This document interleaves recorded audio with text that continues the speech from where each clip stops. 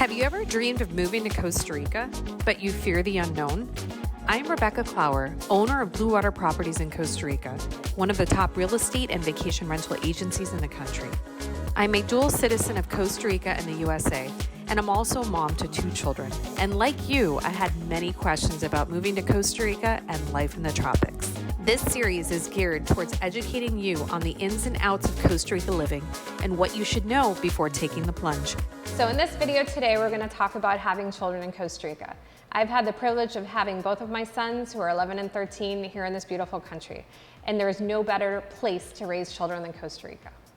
If you're thinking about having a child in Costa Rica, that's a great choice. I had both of my boys here in Costa Rica, and we have really great healthcare options. So you have both private and public. And either way, there's no right or wrong answer. You have the option to do either or, and we have many options throughout the country. Both of my children were lucky enough to attend private bilingual schools since they were age 3. In our area, we have pre-K programs that start at age 2, and we also have pre-K programs that start and will accept babies. So either way, you have lots of options. On top of that, getting a nanny, which I did have at the very beginning, is very affordable. And just to give you an idea, the average wage for a nanny or a babysitter is between $3.50 and $4 an hour. So obviously, that's a really great motivation to be able to get someone to help you in your house as well. There are so many wonderful options and activities to do with your children here at the beach. I do things every weekend such as hiking, we can go sailing, we can visit volcanoes, we can go surf, we can go kayaking. So of course there's all these wonderful great outdoor activities to do with your children and get them out of the house and get them away from their iPads and get them away from the video games. So it's a really great place to raise children, and I think you won't be disappointed. Now, people ask me the difference between having a baby in a private hospital versus a public one. When I first came here, we didn't really have private hospital options at the beach. I ended up going to San Jose and I had my babies there.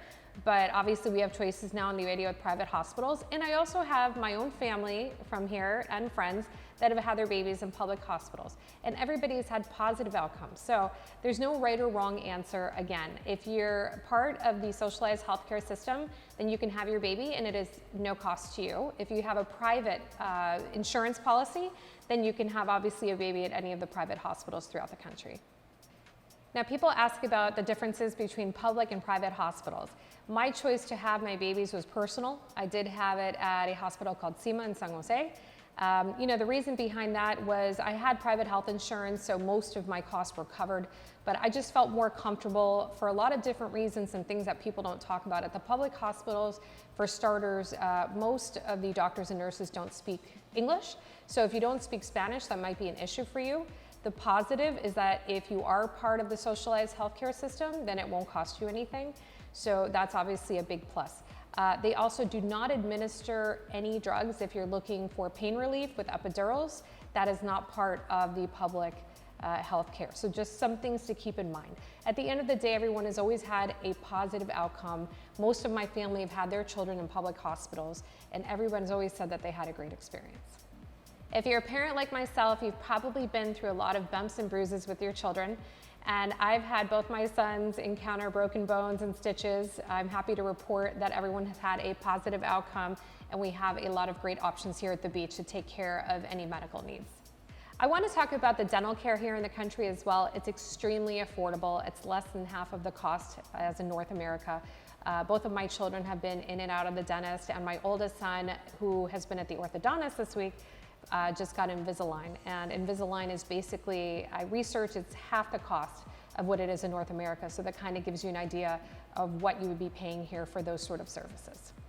If you have children, you probably also want to know, who are my children going to be friends with? This is really important as a parent. You want to know, are you in a community where there are other children? Are there other kids their age? And I'm happy to report there's a lot of children in our area, and we're a very family-friendly area. In our community in particular, we have a ton of families from other places, a lot of expats. So that'll help you assimilate here because you're going to find people that are in similar situations and speak English as well. So that's definitely something that's positive. The best part about having children in Costa Rica is they tend to feel happier and more free, and the Ticos love children. Again, this is a really family-friendly country. So I invite you to come here and check it out yourself. Thank you so much for tuning in today. I hope you tune into our next episode. And please, if you like this, subscribe to us and definitely watch our future videos.